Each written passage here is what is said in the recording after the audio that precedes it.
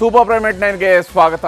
ನಾನು ಹರಿಪ್ರಸಾದ್. ಇವತ್ತು ಇಡೀ ದಿವಸದ ಪ್ರಮುಖ ಸುದ್ದಿಗಳನ್ನು ನಿಮಗೆ ಸೂಪರ್ ಪ್ರೈಮ್ನಲ್ಲಿ ತೋರಿಸ್ತಾ ಹೋಗ್ತೀನಿ. ಯಾವೆಲ್ಲ ಸುದ್ದಿಗಳಿದ್ದಾವೆ ಅನ್ನೋದರ ಮೊದಲಿಗೆ ನೋಡ್ತಾ ಹೋಗೋಣ. ಅಮೆರಿಕ, ಇರಾನ್ ದೇಶದವರನ್ನು ಮನವೊಲಿಸುವುದೇ ಈಗ ದೊಡ್ಡ ಸರ್ಕಸ್ ಆಗಿದೆ. ಎರಡನೇ ಸಲ ಶಾಂತಿ ಮಾತುಕತೆಗೆ ವೇದಿಕೆಯನ್ನು ರೆಡಿಯಾಗಿದೆ. ಆದರೆ ಯಾವ ನಾಯಕರು ಕೂಡ ಪಾಕಿಸ್ತಾನವನ್ನು ತಲುಪಿಲ್ಲ. ಇನ್ನು ಮಧ್ಯಪ್ರಾಚ್ಯದಲ್ಲಿ ನ್ಯೂಕ್ಲಿಯರ್ ಬಾಂಬ್ ದಾಳಿ ಆಗುತ್ತಾ, ಅಣುಬಾಂಬ್ ಆಕ್ಟಿವೇಟೆಡ್ ಅಂತ ಪೋಸ್ಟ್ಗಳು ವೈರಲ್ ಆಗ್ತಾ ಇದ್ದಾವೆ. ಇನ್ನೊಂದು ಕಡೆ 52ನೇ ದಿನವೂ ಕೂಡ ಯುದ್ಧ ಕಂಟಿನ್ಯೂ ಆಗಿದೆ. ಇನ್ನು ಬಿಟ್ಕಾಯಿನ್ ಹಗರಣದ ಬೆನ್ನತ್ತಿರುವ ಇಡಿ 17 ಕಡೆ ಇವತ್ತು ದಾಳಿ ನಡೆಸಿದೆ. ಕಾಂಗ್ರೆಸ್ ಶಾಸಕ ಹ್ಯಾರಿಸ್ ಹಾಗೂ ಅವರ ಪುತ್ರ ನೆಲಪಾಡ್ ಮನೆ ಕಚೇರಿಗಳಲ್ಲೂ ಕೂಡ ಶೋಧ ನಡೀತಾ ಇದೆ. ಹ್ಯಾಕರ್ ಶ್ರೀಕಿಯನ್ನು ಕೂಡ ವಿಚಾರಣೆ ನಡೆಸಲಾಗಿದೆ. ಇದರ ನಡುವೆ ಜಪಾನ್ನಲ್ಲಿ 7.5ರಷ್ಟು ತೀವ್ರತೆಯ ಭೂಕಂಪ ಆಗಿದೆ. ಯಾವ ಕ್ಷಣದಲ್ಲಾದರೂ ಜಪಾನ್ಗೆ ಸುನಾಮಿ ಅಪ್ಪಳಿಸುವ ಭೀತಿ ಎದುರಾಗಿದೆ. ಹೀಗಾಗಿ ಜಪಾನ್ ಸರ್ಕಾರ ರೆಡ್ ಅಲರ್ಟ್ ಘೋಷಿಸಿದೆ. ಮತ್ತೊಂದೆಡೆ ಕರ್ನಾಟಕದಲ್ಲಿ ರಣ ಬಿಸಿಲಿಗೆ ಜನ ಹೈರಾಣ ಆಗಿದ್ದಾರೆ. ಯಾವ ಮಟ್ಟಿಗೆ ಅಂದರೆ ಬಿಸಿಲಿಗೆ ಬಂದರೆ ಸಾಕು ಮೈ ಮೇಲೆ ಕೆಂಡ ಬಿದ್ದಂತೆ ಆಗ್ತಾ ಇದೆ. ಇನ್ನೊಂದು ಕಡೆ ಉತ್ತರ ಕರ್ನಾಟಕದಲ್ಲಿ ಮಳೆನೂ ಕೂಡ ಸುರಿತಾ ಇದೆ. ಈಗ ಎಲ್ಲ ಸುದ್ದಿಗಳನ್ನು ಕೂಡ ನಿಮಗೆ ತೋರಿಸ್ತಾ ಹೋಗ್ತೀನಿ. ಬಿಟ್ಕಾಯಿನ್ ಹಗರಣದ ತನಿಖೆ ನಡೆಸ್ತಾ ಇರುವಂತಹ ಜಾರಿ ನಿರ್ದೇಶನಾಲಯ ರಾಜ್ಯದಲ್ಲಿ ಅತಿ ದೊಡ್ಡ ದಾಳಿಯನ್ನು ಮಾಡಿದೆ. ರಾಜ್ಯದ ಪ್ರಭಾವಿ ಕಾಂಗ್ರೆಸ್ ನಾಯಕರು, ಉದ್ಯಮಿಗಳ ಮನೆ ಕಚೇರಿ ಸೇರಿ ಏಕಕಾಲಕ್ಕೆ 17 ಕಡೆಗಳಲ್ಲಿ ರೇಡ್ ಮಾಡಲಾಗಿದೆ. ಶಾಂತಿನಗರ ಕ್ಷೇತ್ರದ ಕಾಂಗ್ರೆಸ್ ಶಾಸಕ ಬಿಡಿ ಅಧ್ಯಕ್ಷ ಎನ್ ಎ ಹ್ಯಾರಿಸ್ ಅವರ ಮನೆ ಕಚೇರಿಗಳಲ್ಲಿ ಇಡಿ ಶೋಧ ನಡೆಸಿದೆ. ಕಾಂಗ್ರೆಸ್ ಯುವ ಘಟಕದ ಮಾಜಿ ಅಧ್ಯಕ್ಷ ಮೊಹಮ್ಮದ್ ನಲ್ಪಾಡ್, ಹ್ಯಾರಿಸ್ ಅವರ ಮತ್ತೊಬ್ಬ ಮಗ ಒಮರ್ ಫಾರೂಕ್ ನಲ್ಪಾಡ್ ಮನೆ ಹಾಗೂ ಕಚೇರಿ ಮೇಲೆ ದಾಳಿ ಮಾಡಿ ದಾಖಲೆಗಳನ್ನು ಪತ್ತೆ ಮಾಡಲಾಗಿದೆ. ಇವರಷ್ಟೇ ಅಲ್ಲದೆ ದೆಹಲಿ ಪಬ್ಲಿಕ್ ಸ್ಕೂಲ್ನ ಮಾಲೀಕ ಮಾಜಿ ಕೇಂದ್ರ ಸಚಿವ ಕೆ ರೆಹಮಾನ್ ಖಾನ್ ಅವರ ಮೊಮ್ಮಗ ಅಖೀನ್ ಖಾನ್ ಮನೆ ಕಚೇರಿಗಳಲ್ಲೂ ಕೂಡ ಹುಡುಕಾಟ ನಡೆಸಿದೆ ಇಡಿ ತಂಡ. ಹಾಗೆಯೇ ಬಿಟ್ಕಾಯಿನ್ ಹಗರಣದ ರೂವಾರಿ ಹ್ಯಾಕರ್ ಶ್ರೀಕಿ ಅಲಿಯಾಸ್ ಶ್ರೀಕೃಷ್ಣ ಮನೆಯಲ್ಲೂ ಕೂಡ ಜಾರಿ ನಿರ್ದೇಶನಾಲಯ ಶೋಧ ನಡೆಸ್ತಾ ಇದೆ. ಬೆಳಗಿನ ಜಾವ 5 ಗಂಟೆಗೆ ಮೊದಲ ದಾಳಿ ಮಾಡಿರುವಂತಹ ಇಡಿ 17 ಜಾಗಗಳಲ್ಲಿ ಬಿಟ್ಕಾಯಿನ್ ಹಗರಣಕ್ಕೆ ಸಂಬಂಧಿಸಿದ ದಾಖಲೆಗಳನ್ನು ಹುಡುಕಾಡ್ತಾ ಇದ್ದಾರೆ. ಇಡಿ ಅಧಿಕಾರಿಗಳು ಸುಮ್ಮನೆ ದಾಳಿ ಮಾಡಲ್ಲ. ಇಡಿ ಅಧಿಕಾರಿಗಳು ದಾಳಿ ಮಾಡ್ತಿದ್ದಾರೆ ಅಂದರೆ ಆ ಕೇಸ್ ಅಂತಾರಾಷ್ಟ್ರೀಯ ಮಟ್ಟದಲ್ಲಿ ನಡೆದಿರುವಂತಹ ಹವಾಲಾ ಹಗರಣ ಕೂಡ ಆಗಿರುತ್ತೆ. ಈಗ ಬಿಟ್ಕಾಯಿನ್ ಕೇಸ್ನಲ್ಲೂ ಕೂಡ ಇಡಿ ದಾಳಿ ಆಗಿರೋದು ಇದೇ ಕಾರಣಕ್ಕಾಗಿ ಅನ್ನುವ ಮಾಹಿತಿ ಇದೆ. ಯಾಕಂದರೆ ಬಿಟ್ಕಾಯಿನ್ ಹಗರಣಕ್ಕೂ ಶಾಸಕ ಹ್ಯಾರಿಸ್ ಮತ್ತು ಮೊಹಮ್ಮದ್ ನಲ್ಪಾಡ್ಗೂ ಏನು ಸಂಬಂಧ ಅನ್ನುವ ಪ್ರಶ್ನೆ ಮೂಡುವುದು ಸಹಜ. ಜಾರಿ ನಿರ್ದೇಶನಾಲಯದ ಅಧಿಕಾರಿಗಳು ಕಾಂಗ್ರೆಸ್ ಶಾಸಕ ಮತ್ತು ಅವರ ಪುತ್ರರನ್ನು ಟಾರ್ಗೆಟ್ ಮಾಡಿದ್ಯಾಕೆ? ಇದು ಸಾಕಷ್ಟು ಜನರಿಗೆ ಕಾಡ್ತಾ ಇರುವಂತಹ ಪ್ರಶ್ನೆ. ಇದಕ್ಕೆ ಉತ್ತರ ಹ್ಯಾಕರ್ ಶ್ರೀಕಿ ಅಲಿಯಾಸ್ ಶ್ರೀಕೃಷ್ಣ ಜೊತೆಗಿದ್ದಂತಹ ನಲ್ಪಾಡ್ ನಂಟು. ಮೊಹಮ್ಮದ್ ನಲ್ಪಾಡ್ ಮತ್ತು ಹ್ಯಾಕರ್ ಶ್ರೀಕಿಗೂ ಗಳಸ್ಯ ಕಂಠಸ್ಯ ಗೆಳೆತನ ಇತ್ತು. ಆಪ್ತ ಮಿತ್ರರ ನಡುವೆ ಕೋಟಿ ರೂಪಾಯಿಗಳ ವ್ಯವಹಾರವೂ ಕೂಡ ನಡೆದಿತ್ತು ಅನ್ನೋದಕ್ಕೆ ಇಡಿ ಹತ್ತಿರ ದಾಖಲೆಗಳು. ಹಾಗಾಗಿ ಇಡಿ ಅಧಿಕಾರಿಗಳು ದಾಳಿ ನಡೆಸಿ ದಾಖಲೆಗಳನ್ನು ಸಂಗ್ರಹಿಸ್ತಾ ಇದ್ದಾರೆ. ಹಾಗಿದ್ರೆ ಮೊಹಮ್ಮದ್ ನಲ್ಪಾಡ್ರನ್ನ ಇಡಿ ಅಧಿಕಾರಿಗಳು ಟಾರ್ಗೆಟ್ ಮಾಡಿದ್ಯಾಕೆ ಅನ್ನುವಂತಹ ವಿಚಾರಕ್ಕೆ ಬಂದಾಗ ಇಲ್ಲಿ ನಲ್ಪಾಡ್ ಸಹೋದರರಿಗೂ ಬಿಟ್ಕಾಯಿನ್ಗೂ ಇರುವಂತಹ ಸಂಬಂಧ ಮುಖ್ಯ ಆಗುತ್ತೆ. 2020ರಲ್ಲಿ ಯಶೋಧ ಅನ್ನುವ ಮಹಿಳೆ ಬೆಂಗಳೂರಿನ ಅಶೋಕನಗರ ಪೊಲೀಸ್ ಠಾಣೆಯಲ್ಲಿ ಒಂದು ದೂರು ದಾಖಲಿಸ್ತಾರೆ. 3 ವಿರುದ್ಧ ದಾಖಲಾಗಿರುವಂತಹ ದೂರದು. ಬಿಟ್ಕಾಯಿನ್ಗೆ ಹಣ ಹಾಕಿದರೆ ಒಂದು ದಿನದಲ್ಲೇ ಡಬಲ್ ಆಗುತ್ತೆ ಅಂತ ನನಗೆ ಆಸೆ ಹುಟ್ಟಿಸಿದ್ರು. 28 ಲಕ್ಷ ರೂಪಾಯಿ ಹಣವನ್ನು ಹೂಡಿದರೆ 45 ಲಕ್ಷ ರೂಪಾಯಿ ಬರುತ್ತೆ ಅಂತ ಹೇಳಿ ನನ್ನಿಂದ ಹಣ ಪಡ್ಕೊಂಡಿದ್ರು. ನಾನು ಅವರ ಮಾತು ನಂಬಿಕೊಂಡು ಹಣ ಹೂಡಿಕೆ ಮಾಡಿದ್ದೆ, ಹಣವನ್ನು ಕೊಟ್ಟಿದ್ದೆ ಅವರಿಗೆ. ಈಗ ನೋಡಿದರೆ ಹಣ ವಾಪಸ್ ಕೊಡ್ತಿಲ್ಲ ಅಂತ ಹೇಳಿ ಅಶೋಕನಗರ ಠಾಣೆಯಲ್ಲಿ 3 ವಿರುದ್ಧ ಕಂಪ್ಲೇಂಟನ್ನು ಲಾಂಚ್ ಮಾಡ್ತಾರೆ. ಹ್ಯಾಕರ್ ಶ್ರೀಕಿ, ರಾಬಿನ್ ಖಂಡೇವಾಲಾ ಮತ್ತು ಅಜಿತ್ ಖಂಡೇವಾಲಾ ಇವರ ವಿರುದ್ಧ ಯಶೋಧ ಅವರು ದೂರು ದಾಖಲಿಸ್ತಾರೆ. ಇದನ್ನು ಆಧರಿಸಿ FIR ಕೂಡ ಹಾಕಿ ತನಿಖೆ ನಡೆಸ್ತಾ ಇದ್ದಾರೆ. ಆಮೇಲೆ ಹ್ಯಾಕರ್ ಶ್ರೀಕಿ ಅಲಿಯಾಸ್ ಶ್ರೀಕೃಷ್ಣನನ್ನು ಬಂಧಿಸಿದಾಗ ನಲ್ಪಾಡ್ ಜೊತೆಗಿನ ನಂಟು ಬಯಲಿಗೆ ಬಂದಿತ್ತು. ಇಲ್ಲಿ ನಲ್ಪಾಡ್ಗೂ ಶ್ರೀಕಿಗೂ ಹೇಗೆಲ್ಲ ಈ ಪ್ರಕರಣದಲ್ಲಿ ನಂಟು ಬೆಸೆದುಕೊಂಡಿತ್ತು ಅನ್ನೋದನ್ನು ನಾವು ಗಮನಿಸಬೇಕು. ನಲ್ಪಾಡ್ ಸಹೋದರ ಅಂದರೆ ಮೊಹಮ್ಮದ್ ನಲ್ಪಾಡ್ ಸಹೋದರ ಫಾರೂಕ್ ನಲ್ಪಾಡ್ ಕ್ಲಾಸ್ಮೇಟ್ ಆಗಿದ್ದವನು ಈ ಶ್ರೀಕಿ. ಇದೇ ಕಾರಣಕ್ಕೆ ಮೊಹಮ್ಮದ್ ನಲ್ಪಾಡ್ಗೂ ಬಿಟ್ಕಾಯಿನ್ ಆರೋಪಿ ಹ್ಯಾಕರ್ ಶ್ರೀಕಿ ಹತ್ತಿರವಾಗಿದ್ದ. ಬಿಟ್ಕಾಯಿನ್ ವ್ಯವಹಾರ ನಡೆಸೋ ಅನೇಕ ವೆಬ್ಸೈಟ್ಗಳನ್ನು ಈತ ಹ್ಯಾಕ್ ಮಾಡಿ ಅದರಿಂದ ಮುಂಬೈನಲ್ಲಿದ್ದಂಥ ಓರ್ವ ವ್ಯಕ್ತಿಗೆ ಶ್ರೀಕಿ ಹಣ ಕಳಿಸಿದ. ಆಮೇಲೆ ಮುಂಬೈಯಲ್ಲಿದ್ದಂತಹ ವ್ಯಕ್ತಿಯಿಂದ ನಲ್ಪಾಡ್ ಖಾತೆಗೆ 10 ಲಕ್ಷ ರೂಪಾಯಿ ಹಣ ವರ್ಗಾವಣೆ ಆಗಿತ್ತು. ಇದು ಒಂದು ಹಂತದಲ್ಲಿ ಆಗಿದ್ದಂತಹ ಹಣ ವರ್ಗಾವಣೆ. ತನಿಖೆಗಿಳಿದಂತಹ ಪೊಲೀಸರಿಗೆ ನಲ್ಪಾಡ್ ಪಾತ್ರದ ಬಗ್ಗೆ ಖಚಿತ ಮಾಹಿತಿಯೇನೋ ಸಿಕ್ಕಿತ್ತು. ಆಮೇಲೆ ಆಳವಾಗಿ ತನಿಖೆ ನಡೆಸಿದಾಗ ಮೊಹಮ್ಮದ್ ನಲ್ಪಾಡ್ ಮತ್ತು ಶ್ರೀಕಿ ಮಧ್ಯೆ ಹತ್ರ 4,65,00,000 ರೂಪಾಯಿ ಟ್ರಾನ್ಸಾಕ್ಷನ್ ಆಗಿರುವಂಥದ್ದು ಗೊತ್ತಾಗಿದೆ. ಪ್ರಕರಣ ತುಂಬ ಗಂಭೀರ ಆಗ್ತಾ ಹೋದಾಗ ಈ ಕೇಸ್ನಲ್ಲಿ ಪ್ರಭಾವಿಗಳ ಕೈವಾಡ ಇದೆ ಅಂತ ಅಂದಿನ ಸರ್ಕಾರ ಬಿಜೆಪಿ ಅಧಿಕಾರದಲ್ಲಿದ್ದಾಗ ಅವರು SITಗೆ ಈ ಕೇಸನ್ನು ವರ್ಗಾವಣೆ ಮಾಡಿದರು. ಆಮೇಲೆ SIT ತನಿಖೆ ವೇಳೆ ವಿಚಾರಣೆಗೆ ಕೂಡ ಹಾಜರಾಗಿದ್ದ ಇದೇ ಮೊಹಮ್ಮದ್ ನಲ್ಪಾಡ್ ಆತ ಹಣ ವಾಪಸ್ ನೀಡುವುದಾಗಿ ಹೇಳಿಕೆಯನ್ನು ಕೂಡ ಅಲ್ಲಿ ಕೊಟ್ಟಿದ್ದರು. ಆದರೆ ಬಿಟ್ಕಾಯಿನ್ ಹಗರಣದ ಹಣ ರಿಕವರಿ ಆಗಿಲ್ಲ, ಚಾರ್ಜ್ ಶೀಟ್ ಕೂಡ ಸಲ್ಲಿಕೆ ಆಗಿಲ್ಲ. ಹಾಗೆಯೇ ಯಶೋಧ ಅವರಿಗೂ ಕೂಡ ದುಡ್ಡು ಹೋಗಿಲ್ಲ. ನಲ್ಪಾಡ್ ಬ್ರದರ್ಸ್ ಹೆಸರನ್ನ ಪ್ರಕರಣದಿಂದಲೇ SIT ಕೈ ಬಿಟ್ಟಿತ್ತು. ಇದೆಲ್ಲ ಆದಮೇಲೆ ಹೀಗೆ SIT ಅವರು ಬಿಟ್ಕಾಯಿನ್ ಕೇಸ್ನಲ್ಲಿ ನಲ್ಪಾಡ್ ಮತ್ತು ಶ್ರೀಕಿ ವಿರುದ್ಧ ಯಾವುದೇ ಚಾರ್ಜ್ ಶೀಟ್ ಹಾಕಿರಲಿಲ್ಲ. 2021ರಲ್ಲಿ ಮುಖ್ಯಮಂತ್ರಿ ಆಗಿದ್ದ ಯಡಿಯೂರಪ್ಪ ಅವರನ್ನ ಪ್ರತಿಪಕ್ಷದಲ್ಲಿದ್ದ ಕಾಂಗ್ರೆಸ್ ಅವರು ಟಾರ್ಗೆಟ್ ಮಾಡಿದರು. ಬಿಟ್ಕಾಯಿನ್ ಹಗರಣ ಸಮಗ್ರ ತನಿಖೆ ನಡೆದರೆ CM ಕುರ್ಚಿನೇ ಹೋಗುತ್ತೆ ಅಂತ ಆಗ ಹೇಳಿದರು. 2021ರಲ್ಲಿ ಯಾವಾಗ ಕಾಂಗ್ರೆಸ್ ಅವರು ಬಿಜೆಪಿಯವರ ಪಾತ್ರನೂ ಇದೆ ಅಂತ ಹೇಳ್ತಾ ಇದ್ರು, ಅದೇ ಹೊತ್ತರಲ್ಲಿ ದೇಶಾದ್ಯಂತ ಬಿಟ್ಕಾಯಿನ್ ಪ್ರಕರಣ ದೊಡ್ಡ ಸಂಚಲನವನ್ನು ಸೃಷ್ಟಿಸಿತ್ತು. ಬೆಂಗಳೂರು, ಪುಣೆ, ಚಂಡೀಗಢ, ದೆಹಲಿ, ನಾಂದೇಡ್, ಕೊಲ್ಲಾಪುರ, ಪಂಜಾಬ್ನಲ್ಲೂ ನಡೆದಿದ್ದ ಬಿಟ್ಕಾಯಿನ್ ಹಗರಣದ ಬಗ್ಗೆ CBI, ED, ಇಂಟರ್ಪೋಲ್ ಹೀಗೆ ಬೇರೆ ಬೇರೆ ಸಂಸ್ಥೆಗಳು ತನಿಖೆಯನ್ನು ನಡೆಸಿದರು. ಆಗ ಈ ಪ್ರಕರಣವನ್ನು CM ಆಗಿದ್ದ ಯಡಿಯೂರಪ್ಪನವರು ಕೇಂದ್ರ ತನಿಖಾ ಸಮಿತಿಗೆ ಒಪ್ಪಿಸೋದಕ್ಕೆ ನಿರ್ಧಾರ ಮಾಡಿದರು. ಹೆಚ್ಚಿನ ತನಿಖೆ ನಡೆಸಬೇಕು ಅಂತ ಮಾರ್ಚ್ 3, 2021ರಂದು ಜಾರಿ ನಿರ್ದೇಶನಾಲಯಕ್ಕೆ ಪತ್ರ ಬರೆದರು. ಆಮೇಲೆ 28 ಏಪ್ರಿಲ್ 2021ರಂದು ಇಂಟರ್ಪೋಲ್ಗೂ ರಾಜ್ಯ ಸರ್ಕಾರ ಪತ್ರ ಬರೆದಿತ್ತು. 2021ರಲ್ಲಿ ED ಅಧಿಕಾರಿಗಳು ಈ ಪ್ರಕರಣಕ್ಕೆ ಎಂಟ್ರಿ ಕೊಟ್ಟು ತನಿಖೆಯನ್ನು ಶುರು ಮಾಡಿದರು. ಆಗ ಸಿಕ್ಕಿದ್ದೇ ಬಿಟ್ಕಾಯಿನ್ ಹಗರಣದಲ್ಲಿ ಶ್ರೀಕೃಷ್ಣ ಅಲಿಯಾಸ್ ಶ್ರೀಕಿ ಅಂತಾರಾಷ್ಟ್ರೀಯ ಮಟ್ಟದ ಹ್ಯಾಕರ್ ಅನ್ನುವ ಸತ್ಯ ಸಂಗತಿ. ಇಲ್ಲಿ ಬಿಟ್ಕಾಯಿನ್ ಹಗರಣದ ಹಗರಣ ಇಡೀ ಜಗತ್ತಿನಲ್ಲೇ ಆಗಿದೆ. ಅಂತಾರಾಷ್ಟ್ರೀಯ ಮಟ್ಟದಲ್ಲಿ ಇದು 50,000 ಕೋಟಿ ರೂಪಾಯಿವರೆಗಿನ ಹಗರಣ ಆಗಿದೆ. ಇದರಲ್ಲಿ ಕೇವಲ ಶ್ರೀಕಿ ಒಬ್ಬನೇ ಅಂತ ಹೇಳಲ್ಲ, ಭಾರತದಲ್ಲಿ ಸರಿಸುಮಾರು 20,000 ಕೋಟಿ ರೂಪಾಯಿಗಳ ಬಿಟ್ಕಾಯಿನ್ ಹಗರಣ ನಡೆದಿರುವುದಕ್ಕೆ ದಾಖಲೆಗಳಿವೆ. 2016ರಲ್ಲಿ ಅಮೆರಿಕದಲ್ಲಿ ಒಂದೇ ದಿನ 5,500 ಕೋಟಿ ರೂಪಾಯಿಯಷ್ಟು ಬಿಟ್ಕಾಯಿನ್ ವಂಚನೆ ಪ್ರಕರಣ ದಾಖಲಾಗಿತ್ತು. ಇದರಲ್ಲಿ ಹ್ಯಾಕರ್ ಶ್ರೀಕಿ ಪಾತ್ರ ಕೂಡ ಇರೋದು ಪತ್ತೆ ಆಗ್ತಾನೆ ಇದೆ. ಇಲ್ಲಿ ಶ್ರೀಕಿ ಹೇಳಿರೋ ಪ್ರಕಾರ ರೂನ್ಸ್ಕೇಪ್ ಗೇಮರ್ ಹ್ಯಾಕ್ ಮಾಡಿ 7 ಕೋಟಿ ರೂಪಾಯಿ ಹಣವನ್ನು ಲೂಟಿ ಮಾಡಿದ್ದಾರೆ. ಈ ಹ್ಯಾಕಿಂಗ್ನಲ್ಲಿ ಶ್ರೀಕಿ ಕೈವಾಡದ ಬಗ್ಗೆ ಅಮೆರಿಕದಿಂದ ತನಿಖೆ ಕೂಡ ಆಗಿದೆ. 2023ರಲ್ಲಿ ED ಅಧಿಕಾರಿಗಳಿಂದ ಅಮೆರಿಕದ FBI ಅಧಿಕಾರಿಗಳಿಗೆ ಮಾಹಿತಿ ಕೂಡ ನೀಡಲಾಗಿತ್ತು. 2024ರಲ್ಲಿ FBI ಮಾಹಿತಿ ಆಧರಿಸಿ ಹಲವೆಡೆ ಭಾರತದ 8 ರಾಜ್ಯಗಳಲ್ಲಿ ED ಅಧಿಕಾರಿಗಳು ದಾಳಿ ಮಾಡಿದರು.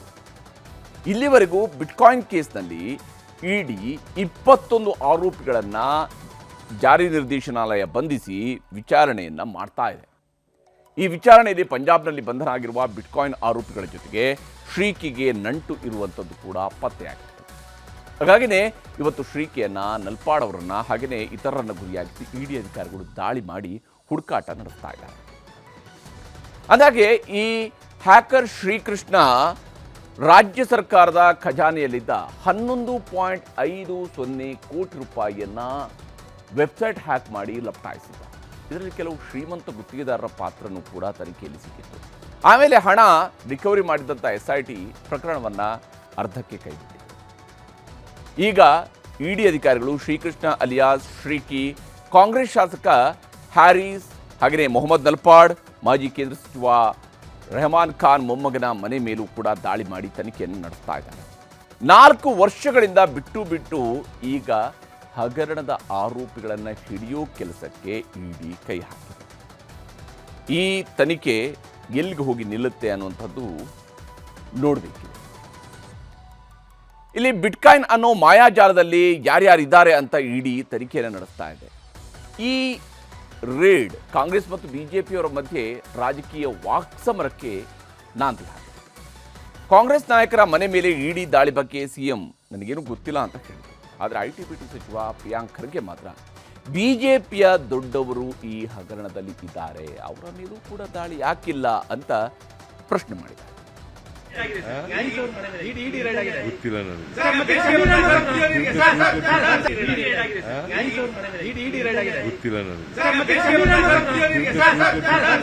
ಹಿಂದೆನೂ ಕೂಡ ನಲ್ಪಾಡ್ ಅವರು ಶ್ರೀಕಿ ಅವ್ರ ಜೊತೆ ಪರಿಚಯ ಇದ್ದಾರೆ ಅಂತ ಅವರೇ ಬಹಿರಂಗವಾಗಿ ಹೇಳ್ಕೊಂಡಿದ್ದಾರೆ.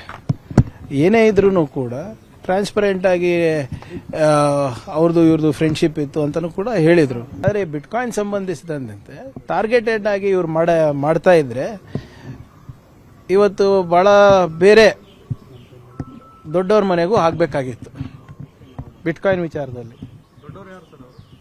ಇದೆ ಅಲ್ಲ, ಚಾರ್ಜ್ ಶೀಟ್ನಲ್ಲೇ ಇದೆ ಅಲ್ಲ ಹೆಸರುಗಳು ಕೆಲವು.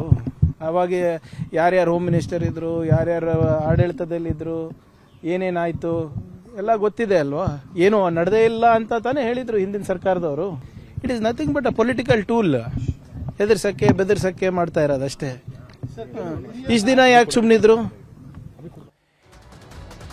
ಇಲ್ಲಿ ಬಿಟ್ಕಾಯಿನ್ ಹಗರಣದಲ್ಲಿ ಬಿಜೆಪಿಯವರ ಪಾತ್ರನೂ ಇದೆ ಅಂತ ಪ್ರಿಯಾಂಕ್ ಖರ್ಗೆ ಅವರು ಆರೋಪ ಮಾಡ್ತಾ ಇರುತ್ತೇನೆ. ವಿದೇಶದಲ್ಲಿ ಕಾಂಗ್ರೆಸ್ನವರು ಕಪ್ಪು ಹಣ ಹೂಡಿಕೆ ಮಾಡಿದ್ದಾರೆ, ಅದಕ್ಕಾಗಿ ಈ ದಾಳಿ ಅನ್ನುವಂಥದ್ದು ಬಿಜೆಪಿಯವರು ನೀಡ್ತಾ ಇರುವಂತಹ ತಿರುಗೇಟು. ನಿರಂತರವಾಗಿ ಆರ್ಥಿಕ ಅಪರಾಧಗಳನ್ನ ಕಾಂಗ್ರೆಸ್ ಮಾಡ್ತಾನೆ ಬಂದಿದೆ. ಆರ್ಥಿಕ ಅಪರಾಧಗಳಲ್ಲಿ ಬಿಟ್ಕಾಯಿನ್ ಕೂಡ ಒಂದು. ಬಿಟ್ಕಾಯಿನ್ ಮೂಲಕ ಬೇರೆ ಬೇರೆ ದೇಶಗಳಲ್ಲಿ ರಾಜಕಾರಣಿಗಳು, ಸ್ಪೆಷಲಿ ಕಾಂಗ್ರೆಸ್ ಕನೆಕ್ಟೆಡ್ ರಾಜಕಾರಣಿಗಳು ಇನ್ವೆಸ್ಟ್ ಮಾಡಿದ್ದಾರೆ ಅನ್ನುವಂಥ ಮಾಹಿತಿ ಆಧಾರದಲ್ಲಿ ಇವತ್ತು ಇಡಿ ಅವರು ರೈಡ್ ಮಾಡಿದ್ದಾರೆ ಅನ್ನುವಂಥದ್ದನ್ನು ನಾವು ಅಂದ್ಕೊಂಡಿದ್ದೀವಿ. ಯಾರು ತಪ್ಪು ಮಾಡಿದ್ದಾರೆ ಅವರಿಗೆ ಶಿಕ್ಷೆ ಆಗಬೇಕು, ಇದು ನಮ್ಮ ಅಪೇಕ್ಷೆ ಇರುವಂತದ್ದು. ಏನೇ ಮಾಡಿದ್ರು ಒಂದು ಒಳ್ಳೆ ಉದ್ದೇಶದಿಂದ ಮಾಡುವಂಥದ್ದು ಆಗುತ್ತೆ ಅಂತ ಬಹಳ ಸ್ಪಷ್ಟವಾಗಿ ಹೇಳಕ್ಕೆ ಹುಟ್ಟಿಂದ ನೀರು ಕುಡಿಬೇಕು ಅನ್ನುವಂಥದ್ದು. ಇವತ್ತು ಸಮಾಜಕ್ಕೆ ವಿರುದ್ಧವಾಗಿ, ಸಮಾಜದ ಹಿತಕ್ಕೆ ವಿರುದ್ಧವಾಗಿ ಯಾರೇ ಕೆಲಸ ಮಾಡಿದ್ರು ಅವರ ಮೇಲೆ ಕ್ರಮ ಆಗುವಂಥದ್ದು ಆಗಬೇಕು. ಈ ದಿಕ್ಕಲ್ಲಿ ತನಿಖೆ ನಡೀತಿದೆ. ಅದು ಬಿಜೆಪಿ ಮೇಲೆ ಹೇಳ್ತಿದ್ರು, ಇವತ್ತು ಕಾಂಗ್ರೆಸ್ಸಿನ ಮೇಲೆ ಹೇಳ್ತಿದ್ದರು. ಈ ತನಿಖೆ ಆದಾಗಲೇ ಒಟ್ಟಾರೆ ಸತ್ಯ ಹೊರಗೆ ಬರಬೇಕು. ಇಷ್ಟಕ್ಕೆ ಸುಮ್ಮನಾಗದ ಬಿಜೆಪಿ ಸಾಮಾಜಿಕ ಜಾಲತಾಣಗಳಲ್ಲಿ ಕೂಡ ಸಿದ್ದರಾಮಯ್ಯನವರನ್ನ, ಅವರ ಸರ್ಕಾರವನ್ನ ಪ್ರಶ್ನೆ ಮಾಡಿದೆ. ಭ್ರಷ್ಟಾಚಾರವೇ ಕಾಂಗ್ರೆಸ್ನ ನಿಜವಾದ ಭರವಸೆ. ಬಿಟ್ಕಾಯಿನ್ ಹಗರಣದ ಭಯಾನಕ ಸತ್ಯ ದಿನದಿಂದ ದಿನಕ್ಕೆ ಬಹಿರಂಗಗೊಳ್ತಾ ಇದೆ. ಅಕ್ರಮ ಹಣ ವರ್ಗಾವಣೆ ಆರೋಪದ ಮೇಲೆ ಕಾಂಗ್ರೆಸ್ ಶಾಸಕ ಬಿಡಿ ಅಧ್ಯಕ್ಷ ಎನ್.ಎ. ಹ್ಯಾರಿಸ್ ಮತ್ತು ಅವರ ಪುತ್ರ ನಲ್ಪಾಡ್ ಅವರ ನಿವಾಸಗಳ ಮೇಲೆ ಇಡಿ ದಾಳಿಗಳು ಕರ್ನಾಟಕ ಕಾಂಗ್ರೆಸ್ ಸರ್ಕಾರದ ಭ್ರಷ್ಟ ಮುಖವಾಡವನ್ನು ಹೊರಗೆ ತಂದಿದೆ. ಹಗರಣದ ಕಿಂಗ್ ಪಿನ್ ಶ್ರೀಕಿ ಜೊತೆಗೆ ಅವರ ಅಕ್ರಮ ವ್ಯವಹಾರಗಳು ಮತ್ತು ಕಪ್ಪು ಹಣದ ದಂಧೆಯು ರಾಜ್ಯದ ಜನರಿಗೆ ಮಾಡಿದ ದೊಡ್ಡ ದ್ರೋಹವಾಗಿದೆ. ಯಾವಾಗಲೂ ನೈತಿಕತೆಯನ್ನು ಬೋಧಿಸುವ ಮುಖ್ಯಮಂತ್ರಿ ಸಿದ್ದರಾಮಯ್ಯನವರೇ, ನಿಮ್ಮ ಶಾಸಕರ ಈ ಬಿಟ್ಕಾಯಿನ್ ದಂಧೆಗೆ ನಿಮ್ಮ ಪ್ರತಿಕ್ರಿಯೆ ಏನು ಅಂತ ಬಿಜೆಪಿಯವರು ಪ್ರಶ್ನಿಸಿದ್ದಾರೆ. ಹೀಗೆ ಈ ಬಿಟ್ಕಾಯಿನ್ ಹಗರಣದಲ್ಲಿ ಕಾಂಗ್ರೆಸ್ನವರ ಹೆಸರು ಇದೆ, ಬಿಜೆಪಿ ನಾಯಕರ ಮೇಲೂ ಆರೋಪಗಳಿದ್ದಾವೆ, ಪೊಲೀಸ್ ಅಧಿಕಾರಿಗಳ ಹೆಸರು ಕೂಡ ಇದರಲ್ಲಿ ಸೇರಿಕೊಂಡಿದೆ. ಆದರೆ ಯಾರ್ಯಾರ ಪಾತ್ರ ಏನು ಅನ್ನೋದು ಜಾರಿ ನಿರ್ದೇಶನಾಲಯದವರೇ ಸ್ಪಷ್ಟಪಡಿಸಬೇಕಾಗಿದೆ. ಮುಂದಿನ ಸುದ್ದಿ ಕಡೆಗೆ ಹೋಗೋಣ. ಅಮೆರಿಕ ಇರಾನ್ ಮಧ್ಯೆ ಎಷ್ಟೇ ಸಂಧಾನ ಮಾಡಿದರೂ ಕೂಡ ನಯಾ ಪೈಸೆಯ ಪ್ರಯೋಜನ ಆಗ್ತಾ ಇಲ್ಲ. ಅಮೆರಿಕದವರು ಷರತ್ತುಗಳನ್ನು ಸಡಿಲಿಸ್ತಾ ಇಲ್ಲ, ಇರಾನ್ನವರು ಒಪ್ಪಂದಕ್ಕೆ ಬರ್ತಾ ಇಲ್ಲ. ಪಾಕಿಸ್ತಾನದ ಇಸ್ಲಾಮಾಬಾದ್ನಲ್ಲಿ ನಡೀಬೇಕಾಗಿದ್ದ 2ನೇ ಸುತ್ತಿನ ಶಾಂತಿ ಮಾತುಕತೆಯು ಕೂಡ ಮತ್ತೆ ಮುಗಿದುಬಿಟ್ಟಿದೆ. ಎಲ್ಲ ಓಕೆ ಆಗಿದ್ರೆ ನಾಳೆ ಇಸ್ಲಾಮಾಬಾದ್ನಲ್ಲಿ 2ನೇ ಸುತ್ತಿನ ಶಾಂತಿ ಮಾತುಕತೆ ನಡೀಬೇಕಾಗಿತ್ತು. ಆದರೆ ಇದುವರೆಗೂ ಇರಾನ್ ನಾಯಕರಾಗಲಿ ಅಮೆರಿಕದ ನಿಯೋಗದವರಾಗಲಿ ಇಸ್ಲಾಮಾಬಾದ್ಗೆ ಭೇಟಿ ಕೊಟ್ಟಿಲ್ಲ. ಪಾಕಿಸ್ತಾನದ ಸೇನಾ ಮುಖ್ಯಸ್ಥ ಆಸಿಮ್ ಮುನೀರ್, ಪಾಕಿಸ್ತಾನದ ಪ್ರಧಾನಮಂತ್ರಿ ಶೆಹಬಾಜ್ ಶರೀಫ್ ಎರಡೂ ದೇಶದವರನ್ನ ಬನ್ನಿ ಮಾತುಕತೆಗೆ ಅಂತ ಕರೆದಿದ್ರು. ಆದರೆ ಇಲ್ಲಿವರೆಗೂ ಯಾವ ನಾಯಕರು ಕೂಡ ಪಾಕಿಸ್ತಾನಕ್ಕೆ ಬರ್ತಿದ್ದೀವಿ ಅಂತ ಅಧಿಕೃತವಾಗಿ ಘೋಷಣೆ ಮಾಡಿಲ್ಲ. ಅಮೆರಿಕದ ಉಪಾಧ್ಯಕ್ಷ ಜೆ.ಡಿ. ವ್ಯಾನ್ಸ್ ನಿಯೋಗ ಈಗಲೂ ಕೂಡ ಅಮೆರಿಕದಲ್ಲಿ ಉಳ್ಕೊಂಡಿದ್ದು ಎರಡು ದೇಶದವರು ಷರತ್ತುಗಳ ಮೇಲೆ ಷರತ್ತುಗಳನ್ನು ಹಾಕ್ತಾನೆ ಇದ್ದಾರೆ. ಇಲ್ಲಿ ಯುಎಸ್ ನೌಕಾಪಡೆಗಳು ಹಾರ್ಮುಜ್ನಿಂದ ತಕ್ಷಣವೇ ವಾಪಸ್ ಕರೆಸಿಕೊಳ್ಬೇಕು ಅಂತ ಇರಾನ್ ಪಟ್ಟು ಹಿಡಿದಿದೆ. ಈ ಯುದ್ಧದಿಂದ ಇರಾನ್ಗೆ ಆದಂತಹ ನಷ್ಟವನ್ನು ಅಮೆರಿಕದವರು ಪರಿಹಾರ ರೂಪದಲ್ಲಿ ತಕ್ಷಣವೇ ವರ್ಗಾವಣೆ ಮಾಡಬೇಕು ಅಂತೇಳಿ ಇರಾನ್ ಷರತ್ತು ಹಾಕಿದೆ. ನಮ್ಮ ಈ 2 ಷರತ್ತುಗಳನ್ನು ಪಾಲಿಸಿದರೆ ಶಾಂತಿ ಮಾತುಕತೆಗೆ ನಾವೇ ಮುಂದೆ ಬರ್ತೀವಿ, ಇಲ್ಲದೇ ಇದ್ದರೆ ಅಮೆರಿಕದವರು ಹೇಗಾದರೂ ದಾಳಿ ಮಾಡಲಿ, ನಾವು ತಕ್ಕ ಉತ್ತರವನ್ನು ಕೊಡ್ತೀವಿ ಅಂತ ಇರಾನ್ ಸಂಸತ್ನ ಸ್ಪೀಕರ್, ಸಂಧಾನ ನಿಯೋಗದ ಅಧ್ಯಕ್ಷ ಆಗಿರುವಂತಹ ಮೊಹಮ್ಮದ್ ಗಾಲಿಬಾಫ್ ಅವರು ಸಂದೇಶವನ್ನು ರವಾನಿಸಿದ್ದಾರೆ. ಇರಾನ್ ಅವರ ಷರತ್ತುಗಳನ್ನು ಅಮೆರಿಕದವರು ಕೂಡ ಒಪ್ಕೊಳ್ತಾ ಇಲ್ಲ. ಮೊದಲು ಇಡೀ ಜಗತ್ತಿಗೆ ಹಾರ್ಮುಜ್ ಜಲಮಾರ್ಗವನ್ನು ನೀವು ಮುಕ್ತಗೊಳಿಸಿ, ಹಡಗುಗಳಿಗೆ ಹಾಕಿರುವಂತಹ ತೆರಿಗೆ ಸಂಗ್ರಹವನ್ನು ನಿಲ್ಲಿಸಿ ಅಂತ ಅಮೆರಿಕ ಹೇಳ್ತಾ ಇದೆ. ಅಷ್ಟೇ ಅಲ್ಲದೆ ಅಮೆರಿಕ ಹೇಳಿದಂತೆಯೇ 20 ವರ್ಷಕ್ಕೆ ಇರಾನ್ ಯುರೇನಿಯಂ ಒಪ್ಪಂದಕ್ಕೆ ಸಹಿ ಹಾಕಬೇಕು, ನಮಗೆ ಯುರೇನಿಯಂ ಒಪ್ಪಿಸಬೇಕು, ಆಗಷ್ಟೇ ಇರಾನ್ ಜೊತೆಗೆ ಮಾತುಕತೆ ಅಂತ ಅಮೆರಿಕದ ಅಧ್ಯಕ್ಷ ಡೊನಾಲ್ಡ್ ಟ್ರಂಪ್ ಹಠ ಹಿಡಿದು ಕುಳಿತಿದ್ದಾರೆ. ಇರಾನ್ನವರು ನಮ್ಮ ಷರತ್ತುಗಳನ್ನು ಒಪ್ಪದೇ ಇದ್ದರೆ ಇನ್ನೆರಡು ದಿನಗಳಲ್ಲಿ ಕದನ ವಿರಾಮದ ಸಮಯ ಮುಗಿದು ಹೋಗುತ್ತೆ, ಆಮೇಲೆ ಮುಲಾಜಿಲ್ಲದೆ ಇರಾನ್ ಅನ್ನು ನಾಶ ಮಾಡ್ತೀವಿ ಅಂತ ಟ್ರಂಪ್ ಎಚ್ಚರಿಕೆ ಕೊಟ್ಟಿದ್ದಾರೆ. ಹೀಗೆ ಅಮೆರಿಕಾದವರು ಇರಾನ್ಗೆ, ಇರಾನ್ನವರು ಅಮೆರಿಕಾದವರಿಗೆ ಕಂಡೀಷನ್ಗಳನ್ನು ಹಾಕ್ತಾನೆ ಇದ್ದಾರೆ. ಸದ್ಯದ ಪರಿಸ್ಥಿತಿಯನ್ನು ನೋಡ್ತಾ ಇದ್ರೆ 2 ಸುತ್ತಿನ ಮಾತುಕತೆಗೆ 2 ದೇಶಗಳು ಕೂಡ ರೆಡಿ ಆಗಿಲ್ಲ. ಏಪ್ರಿಲ್ 8ರಂದು ಅಮೆರಿಕ ಮತ್ತು ಇರಾನ್ ಮಧ್ಯೆ 2 ವಾರಗಳ ಕದನ ವಿರಾಮ ಘೋಷಣೆಯಾಗಿತ್ತು. ಇದು ನಾಳೆಗೆ ಅಂತ್ಯಗೊಳ್ಳುತ್ತೆ. ಅಂದರೆ ನಾಡಿದ್ದಿನ ವೇಳೆಗೆ ಏಪ್ರಿಲ್ 22ಕ್ಕೆ ಕದನ ವಿರಾಮ ಅವಧಿ ಸಂಪೂರ್ಣ ಮುಕ್ತಾಯ ಆಗ್ತಾ ಇದೆ. ಅಷ್ಟರಲ್ಲಿ 2 ಕಡೆಯವರು ಒಪ್ಪಂದಕ್ಕೆ ಬರಬೇಕಾಗಿತ್ತು. ಉದ್ದೇಶ ಅದೇ ಇತ್ತು ಕದನ ವಿರಾಮದ. ಸದ್ಯದ ಪರಿಸ್ಥಿತಿ ನೋಡಿದರೆ ಶಾಂತಿ ಒಪ್ಪಂದ ನಡೆಯುತ್ತೆ ಅನ್ನೋ ಗ್ಯಾರಂಟಿ ಕಾಣ್ತಾ ಇಲ್ಲ. ನಾವು ಅಮೆರಿಕ ಜೊತೆಗೆ ಅಂತಿಮ ಒಪ್ಪಂದದಿಂದ ದೂರ ಇದ್ದೀವಿ ಅಂತ ಇರಾನ್ನ ಸಂಸತ್ ಸ್ಪೀಕರ್ ಮೊಹಮ್ಮದ್ ಗಾಲಿಬಾಫ್ ಅವರು ಹೇಳ್ತಾ ಇದ್ದಾರೆ. ಹಾರ್ಮುಜ್ ಜಲಮಾರ್ಗ ವಿಷಯದಲ್ಲಿ ರಾಜಿ ಆಗೋದಿಲ್ಲ ಅನ್ನೋದನ್ನು ನೋಡ್ತಾ ಇದ್ರೆ 3ನೇ ಮಹಾಯುದ್ಧ ಶುರುವಾಗುತ್ತೇನೋ ಅನ್ನುವಂಥ ಆತಂಕ ಹೆಚ್ಚಾಗಿದೆ. ಇನ್ನೊಂದು ಕಡೆ ನ್ಯೂಕ್ಲಿಯರ್ ದಾಳಿಯ ಬಗ್ಗೆಯೂ ಕೂಡ ಆತಂಕ ಶುರುವಾಗಿದೆ. ಇದು ಅಚ್ಚರಿ ಆದರೂ ಕೂಡ ಇಲ್ಲಿರುವಂಥದ್ದು ವಾಸ್ತವ. ಯಾಕಂದರೆ ಅಮೆರಿಕ ಮತ್ತು ಇರಾನ್ ನಡುವಿನ ಈ ಯುದ್ಧದಲ್ಲಿ ನ್ಯೂಕ್ಲಿಯರ್ ದಾಳಿ ಆಗುತ್ತಾ, ಈ ಆತಂಕ ಮನೆ ಮಾಡಿ. ಇದಕ್ಕೆ ಕಾರಣ ಇರಾನ್ ಮಾಧ್ಯಮಗಳಲ್ಲಿ ಬಿತ್ತರಾಗ್ತಾ ಇರುವಂತಹ ಸುದ್ದಿಗಳು. ಇರಾನ್ ರಾಜಧಾನಿ ಟೆಹರಾನ್ನಲ್ಲಿರುವ ಪ್ರತಿಷ್ಠಿತ ವಾಯ್ಸ್ ಆಫ್ ಟೆಹರಾನ್ ಅನ್ನೋ ಸುದ್ದಿ ಸಂಸ್ಥೆ ಹಾಕಿರುವಂತಹ ಪೋಸ್ಟ್ ಇದು. ನ್ಯೂಕ್ಲಿಯರ್ ಬಾಂಬ್ ಸ್ಫೋಟವಾಗುವ ವಿಡಿಯೋವನ್ನು ವಾಯ್ಸ್ ಆಫ್ ಟೆಹರಾನ್ ಪೋಸ್ಟ್ನಲ್ಲಿ ಹಾಕಿದ್ದಾರೆ. ಆಕ್ಟಿವೇಟೆಡ್ ಅಂತ ಬರೀ ಒಂದೇ ಒಂದು ಪದವನ್ನು ಹಾಕಿದ್ದು ಅಮೆರಿಕದ ರಾಷ್ಟ್ರಧ್ವಜವನ್ನೂ ಉಲ್ಲೇಖಿಸಿ ಪೋಸ್ಟನ್ನು ಮಾಡಲಾಗಿದೆ. ಇನ್ನೊಂದು ಕಡೆ ಇರಾನ್ ದೇಶದ ರಿಪೋರ್ಟ್ಸ್ ಅನ್ನೋ ಸಾಮಾಜಿಕ ಜಾಲತಾಣ ಹಾಕಿರುವ ದೊಡ್ಡ ದಾಳಿಯ ಎಚ್ಚರಿಕೆ ಪೋಸ್ಟ್ ವೈರಲ್ ಆಗ್ತಾ ಇದೆ. ಒಂದು ಕಡೆ ನ್ಯೂಕ್ಲಿಯರ್ ಬಾಂಬ್ ಸ್ಫೋಟವಾಗಿರುವಂತಹ ಫೋಟೋ, ಮತ್ತೊಂದು ಕಡೆ ನ್ಯೂಕ್ಲಿಯರ್ ಬಾಂಬ್ ಫೋಟೋಗಳನ್ನು ಪೋಸ್ಟ್ ಮಾಡಲಾಗಿದೆ. ಇಂದು ರಾತ್ರಿ ಇರಾನ್ ದೊಡ್ಡದಾದ ಪರೀಕ್ಷೆ ನಡೆಸೋದಕ್ಕೆ ತಯಾರಿ ಮಾಡಿಕೊಳ್ತಾ ಇದೆ. Some good news will hear soon ಅಂತಾನು ಕೂಡ ಟ್ಯಾಗ್ಲೈನ್ ಅನ್ನು ಹಾಕಲಾಗಿದೆ. ಇಷ್ಟೆಲ್ಲದರ ಮಧ್ಯೆ ಇರಾನ್ ಸೇನೆಯ ಹಿರಿಯ ಕಮಾಂಡರ್ 3ನೇ ಮಹಾಯುದ್ಧ ಆಗುವಂತಹ ಎಚ್ಚರಿಕೆಯನ್ನು ಕೊಟ್ಟಿದ್ದಾರೆ. ನಮ್ಮನ್ನು ಟಾರ್ಗೆಟ್ ಮಾಡಿದವರ ಮೇಲೆ ನಾವು ಘೋರವಾದ ದಾಳಿ ಮಾಡಲೇಬೇಕು. ನಮ್ಮನ್ನು ನಾವು ರಕ್ಷಿಸಿಕೊಳ್ಳೋದಕ್ಕಾಗಿ ಪ್ರತೀಕಾರದ ಹೆಜ್ಜೆ ಇಡಲೇಬೇಕು. ಈ ಸಂಘರ್ಷ ಪುನರಾರಂಭವಾದರೆ ಟೆಹರಾನ್ ಹೊಸ ಕ್ಷಿಪಣಿಗಳನ್ನು ಹಾರಿಸುತ್ತೆ. ಆಗ ಈ ಯುದ್ಧ 3ನೇ ವಿಶ್ವಯುದ್ಧ ಆಗಲಿದೆ ಅಂತ ಎಚ್ಚರಿಕೆಯನ್ನು ನೀಡಿದ್ದಾರೆ. ಇರಾನ್ ನ್ಯೂಸ್ ಚಾನೆಲ್ಗೆ ನೀಡಿರುವಂತಹ ಸಂದರ್ಶನದಲ್ಲಿ ಇರಾನ್ನ ಸೇನಾ ಕಮಾಂಡರ್ ಮೊಹಮ್ಮದ್ ರೆಜಾ ನಗ್ದಿ ಈ ಹೇಳಿಕೆಯನ್ನು ಕೊಟ್ಟಿದ್ದಾರೆ. ಇನ್ನು ಇರಾನ್ ಸೇನಾ ಮಾಹಿತಿಯನ್ನು ಹಂಚಿಕೊಳ್ಳೋ ಇರಾನ್ ಫೋರ್ಸ್ ಎಕ್ಸ್ ಖಾತೆಯಲ್ಲಿ ಇಸ್ರೇಲ್ಗೆ ಎಚ್ಚರಿಕೆಯನ್ನು ನೀಡಿದೆ. ಇಡೀ ಊರೇ ಬೆಂಕಿಯಲ್ಲಿ ಬೇಯ್ತಾ ಇರುವಂತಹ ವಿಡಿಯೋ ಹಾಕಿ ಮುಂದಿನ ದಿನಗಳಲ್ಲಿ ಟೆಲ್ ಅವೀವ್ಗೆ ಏನಾಗುತ್ತೆ, ಅನಿವಾರ್ಯ ಅಂತ್ಯ ಹತ್ತಿರದಲ್ಲಿದೆ ಅಂತ ಪೋಸ್ಟ್ ಮಾಡಲಾಗಿದೆ. ಒಂದು ಕಡೆ 3ನೇ ವಿಶ್ವಯುದ್ಧದ ಎಚ್ಚರಿಕೆ, ಇನ್ನೊಂದು ಕಡೆ ನ್ಯೂಕ್ಲಿಯರ್ ಬಾಂಬ್ಗಳ ವಿಡಿಯೋಗಳನ್ನು ಹಂಚಿಕೊಳ್ತಾ ಇದೆ ಇರಾನ್. ಇದರ ಮಧ್ಯೆನೇ ಅಮೆರಿಕದ ಪೆಂಟಗನ್ ರಕ್ಷಣಾ ಇಲಾಖೆ ಹೊಸ ಆಡಿಯೋವೊಂದನ್ನು ರಿಲೀಸ್ ಮಾಡಿದೆ. ಎಲ್ಲ ಸೇನಾಪಡೆಗಳ ನೆಲೆಗಳಿಗೂ ಕೂಡ 12 ಪದಗಳ ತುರ್ತು ಸಂದೇಶಗಳನ್ನು ರವಾನಿಸಲಾಗಿದೆ. ಇದರಲ್ಲಿ ಇಂಡಿಯಾ ಹೆಸರು ಕೂಡ ಇದೆ. Whiskey, India, Victor, Golf, stand by. 3, 4, Whiskey, 3, 4, Whiskey, India, Victor, Golf, stand by. Message follows. 3, 4, Whiskey, India, Victor, Golf, Romeo, November, Quebec, Romeo, Tango, 6, Alpha, Golf. I say again. ಅಂದರೆ ಇಲ್ಲಿರೋದನ್ನು ನಾವು ಗಮನಿಸಬೇಕು. Alert 3, 4 whisky, India, Victor, Gulf, Japan, Romeo, November, Charlie, alpha, Juliet, ಈ ರೀತಿಯಂಥ code ವರ್ಡ್ಗಳಿವೆ. ಈ audio ಹಳೆಯದ್ದಲ್ಲ. ಇವತ್ತು ಅಂದರೆ 20 April 2026 ಸಮಯ 3:41ಕ್ಕೆ ಕಳಿಸಿರುವಂತಹ audio. ಅಂತಾರಾಷ್ಟ್ರೀಯ ತಜ್ಞರುಗಳು ಹೇಳೋ ಪ್ರಕಾರ ಇದು ಅಲರ್ಟ್ ಆಗೋದಕ್ಕೆ ನೀಡ್ತಿರುವಂತಹ ಮೆಸೇಜ್. ಇದನ್ನೆಲ್ಲ ನೋಡ್ತಾ ಇದ್ರೆ ಮಧ್ಯಪ್ರಾಚ್ಯದಲ್ಲಿ ನಿಜಕ್ಕೂ ನ್ಯೂಕ್ಲಿಯರ್ ಬಾಂಬ್ ಪ್ರಯೋಗ ಆಗೇ ಬಿಡುತ್ತಾ ಅನ್ನುವಂತಹ ಆತಂಕ ಶುರುವಾಗಿದೆ. ಹೀಗೆ 52ನೇ ದಿನಕ್ಕೆ ಕಾಲಿಟ್ಟಿರುವ ಕೊಲ್ಲಿ ಕಾಳಗದಲ್ಲಿ ಕ್ಷಣ ಕ್ಷಣಕ್ಕೂ ಆತಂಕ ಹೆಚ್ಚಾಗ್ತಾ ಇದೆ. ಇನ್ನೆಷ್ಟು ಸಾವು ನೋವುಗಳನ್ನು ಈ ಜಗತ್ತು ನೋಡಬೇಕೋ ಗೊತ್ತಿಲ್ಲ.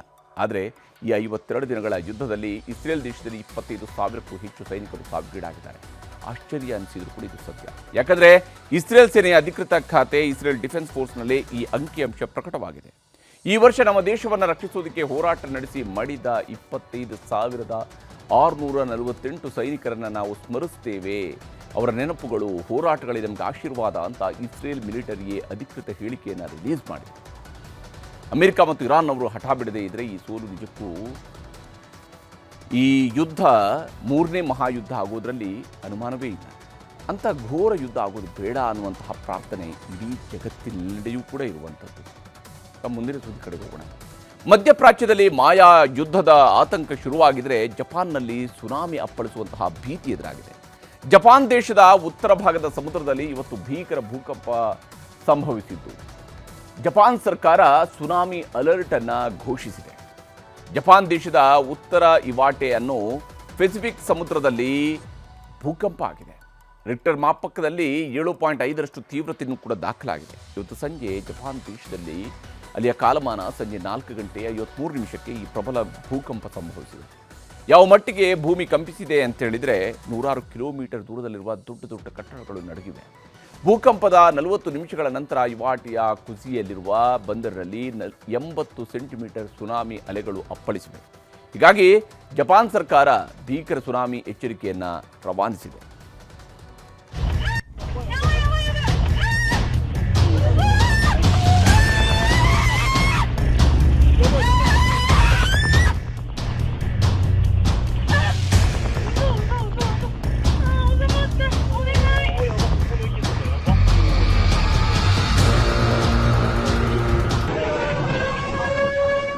ಇವತ್ತು ಸಂಭವಿಸಿರುವ ಈ ಭೂಕಂಪದಿಂದಾಗಿ ಒಟ್ಟು 4 ನಗರಗಳಿಗೆ ಜಪಾನ್ ಸುನಾಮಿ ಎಚ್ಚರಿಕೆಯನ್ನು ಕೊಟ್ಟಿದೆ. ಒಂದು, ಜಪಾನ್ ದೇಶದ ಹೋನ್ಶಿ ದ್ವೀಪಕ್ಕೆ ರೆಡ್ ಅಲರ್ಟ್ ಘೋಷಣೆ ಮಾಡಲಾಗಿದೆ. ಹಾಗೆಯೇ ಇವಾಟೆ, ಅಮೋರಿ ಪ್ರಾಂತ್ಯದಲ್ಲಿ ಸುನಾಮಿ ಎಚ್ಚರಿಕೆಯನ್ನು ನೀಡಲಾಗಿದೆ. ಹೊಕಾಯ್ಡೋ ನಗರಕ್ಕೂ ಕೂಡ ಸುನಾಮಿಯ ಮುನ್ಸೂಚನೆಯನ್ನು ಜಪಾನ್ ಸರ್ಕಾರ ರವಾನಿಸಿದೆ. ಕನಿಷ್ಠ 8ರಿಂದ 10 ಅಡಿ ಎತ್ತರದ ಅಲೆಗಳು ಏಳುತ್ತವೆ ಅಂತಾನೂ ಕೂಡ ಜಪಾನ್ ಸರ್ಕಾರ ಮಾಹಿತಿಯನ್ನು ಕೊಟ್ಟಿದ್ದು, ಸರ್ಕಾರ ಹೊರಡಿಸಿರುವ ಸುನಾಮಿ ನಿಯಮಗಳನ್ನು ಪಾಲನೆ ಮಾಡಿ ರಕ್ಷಣಾ ಪಡೆಗಳು ಸುರಕ್ಷಿತ ಸ್ಥಳಗಳಿಗೆ ರವಾನಿಸೋದಕ್ಕೆ ಬರ್ತಿವೆ, ಅಲ್ಲಿವರೆಗೂ ಮನೆಯಿಂದ ಹೊರಗೆ ಬರಬೇಡಿ ಅಂತ ಜಪಾನ್ನ ಪ್ರಧಾನಮಂತ್ರಿ ಸನೆ ತಕೈಚಿ ಹೇಳಿದ್ದಾರೆ.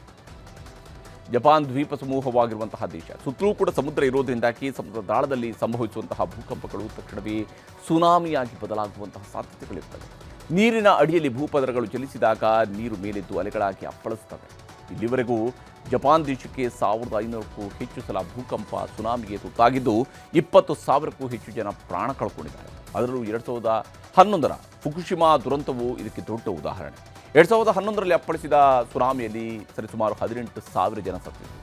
ಹಾಗಾಗಿಯೇ 2011ರ ಸುನಾಮಿಯ ನಂತರ ಜಪಾನ್ ಕರಾವಳಿ ಪ್ರದೇಶಗಳನ್ನು ರಕ್ಷಿಸುವುದಕ್ಕಾಗಿ ಬೃಹತ್ ಪ್ರಮಾಣದ ಸುನಾಮಿ ತಡೆಗೋಡೆಗಳನ್ನು ನಿರ್ಮಾಣ ಮಾಡಿದೆ. 395 ಕಿಲೋಮೀಟರ್ಗೂ 50 ಅಡಿ ಎತ್ತರದ ತಡೆಗೋಡೆಗಳನ್ನು ಜಪಾನ್ ನಿರ್ಮಿಸಿದೆ.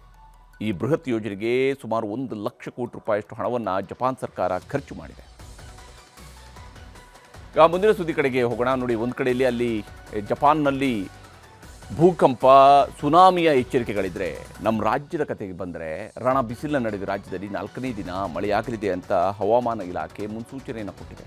ಉತ್ತರ ಕರ್ನಾಟಕ, ಮಲೆನಾಡು, ಕರಾವಳಿ ಭಾಗದಲ್ಲಿ ಮಳೆ ಆಗುತ್ತೆ ಅಂತ ಹವಾಮಾನ ಇಲಾಖೆ ಹೇಳಿದೆ. ಇಂದು 14 ಜಿಲ್ಲೆಗಳಿಗೆ ಯೆಲ್ಲೋ ಅಲರ್ಟ್ ಅನ್ನು ಘೋಷಣೆ ಮಾಡಲಾಗಿದೆ.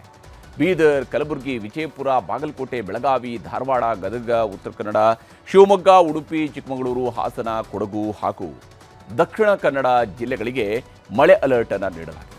ರಾಜ್ಯದಲ್ಲಿ ದಿನೇ ದಿನೇ ಬಿಸಿಲು ಹೆಚ್ಚಾಗ್ತಾ ಇದೆ. ಕರಾವಳಿ ಹಾಗೂ ಉತ್ತರ ಕರ್ನಾಟಕದ ಜಿಲ್ಲೆಗಳಿಗೆ ಹೀಟ್ ವೇವ್ ಅಲರ್ಟ್ ಅನ್ನು ನೀಡಲಾಗಿದೆ. ಬೀದರ್, ಕಲಬುರಗಿ, ವಿಜಯಪುರ, ಯಾದಗಿರಿ, ರಾಯಚೂರು, ಕೊಪ್ಪಳ, ಬಳ್ಳಾರಿ, ವಿಜಯನಗರ, ದಾವಣಗೆರೆ, ಚಿತ್ರದುರ್ಗ, ತುಮಕೂರು, ಮೈಸೂರು, ಚಾಮರಾಜನಗರ, ಉತ್ತರ ಕನ್ನಡ, ಉಡುಪಿ, ದಕ್ಷಿಣ ಕನ್ನಡ ಜಿಲ್ಲೆಗಳಿಗೆ ಹೀಟ್ ವೇವ್ ಅಲರ್ಟ್ ಅನ್ನು ಕೂಡ ನೀಡಲಾಗಿದೆ. ಇನ್ನು ಕೊಪ್ಪಳದಲ್ಲಿ ಬಿರು ಬೇಸಿಗೆಗೆ ಮಳೆರಾಯ ತಂಪೆರೆದಿದ್ದಾನೆ. ಕೊಪ್ಪಳದ ಕಾರಟಗಿಯಲ್ಲಿ ಆಲಿಕಲ್ಲು ಸಹಿತ ಮಳೆಯಾಗಿದೆ. ಮಳೆ ಗಾಳಿ ರಭಸಕ್ಕೆ ಮನೆ ಮುಂದಿರುವ ಶೆಡ್ಗಳು ನೆಲಸಮವಾಗಿವೆ. ಅಲ್ಲಲ್ಲಿ ವಿದ್ಯುತ್ ಕಂಬಗಳು ಮುರಿದು ಬಿದ್ದು ಅವಘಡ ಸಂಭವಿಸಿದೆ. ಹಾಗೆಯೇ ಕಲಬುರಗಿ ಜಿಲ್ಲೆಯಾದ್ಯಂತ ಗುಡುಗು ಸಿಡಿಲು ಸಹಿತ ಭಾರೀ ಮಳೆಯಾಗಿದೆ. ಒಣಗಿದ ಮರಕ್ಕೆ ಸಿಡಿಲು ಬಡಿದು ಹೊತ್ತಿ ಉಳಿದಿದೆ. ಚಿತ್ತಾಪುರ ತಾಲೂಕಿನ ಟೆಂಗಳಿ ಕ್ರಾಸ್ ಬಳಿಯಲ್ಲಿ ಈ ಘಟನೆ ನಡೆದಿರುವಂಥದ್ದು. ಇನ್ನು ತರಕಾರಿ ತರುವುದಕ್ಕೆ ಹೋದಂತಹ ಯುವಕ ಬಿಸಿಲಿನ ಝಳಕ್ಕೆ ಮೃತಪಟ್ಟಿದ್ದಾನೆ. ಬೀದರ್ ಜಿಲ್ಲೆಯ ಕಮಲನಗರ ಪಟ್ಟಣದ ಡಿಗ್ಗಿ ರೋಡ್ ಬಳಿ ಈ ಘಟನೆ ನಡೆದಿದೆ. ಯುಪಿ ಮೂಲದ ಮೊಹಮ್ಮದ್ ಸಮೀರ್ ಸಾವನ್ನಪ್ಪಿರತಕ್ಕಂತಹ ದುರ್ದೈವಿ. ಗರಿಷ್ಠ ತಾಪಮಾನ ಸಹಿಸಲಾಗದೆ ಸಾವಿಗೀಡಾಗಿದ್ದಾನೆ ಅಂತ ಹೇಳಲಾಗ್ತಾ ಇದೆ. ಘಟನಾ ಸ್ಥಳಕ್ಕೆ ಸಿಪಿಐ ಶ್ರೀಕಾಂತ್ ಅಲ್ಲಾಪುರೆ ಹಾಗೆಯೇ ಪೊಲೀಸರ ತಂಡ ಭೇಟಿ ಕೊಟ್ಟು ಪರಿಶೀಲನೆಯನ್ನು ನಡೆಸಲಾಗಿದೆ. ಈಗ ರಾಜ್ಯ, ದೇಶ, ವಿದೇಶಗಳ ಮತ್ತಷ್ಟು ಪ್ರಮುಖ ಸುದ್ದಿಗಳನ್ನು ಕ್ವಿಕ್ ಆಗಿ ನೋಡ್ತಾ ಹೋಗೋಣ. ರಾಜಸ್ಥಾನದ ಬಲ್ತೋರಾದಲ್ಲಿ ನಾಳೆ ಪ್ರಧಾನಿ ಮೋದಿ ಉದ್ಘಾಟಿಸಬೇಕಿದ್ದ HPCL ಇಂಧನ ಸಂಸ್ಕರಣಾ ಘಟಕಕ್ಕೆ ಬೆಂಕಿ ಬಿದ್ದಿದೆ. ಪೆಟ್ರೋಕೆಮಿಕಲ್ ಸಂಸ್ಕರಣಾ ಘಟಕ ದಗದಗನೆ ಹೊತ್ತಿ ಉರಿದಿದೆ. ಈ ಘಟನೆಯನ್ನು HPCL ಹಾಗೂ ರಾಜಸ್ಥಾನ ಸರ್ಕಾರ ಜಂಟಿಯಾಗಿ 79,459 ಕೋಟಿ ರೂಪಾಯಿಗಳ ವೆಚ್ಚದಲ್ಲಿ ನಿರ್ಮಾಣ ಮಾಡಿತ್ತು. ಇದೀಗ ಉದ್ಘಾಟನಾ ಕಾರ್ಯಕ್ರಮ ಮುಂದೂಡಿಕೆಯಾಗಿದೆ.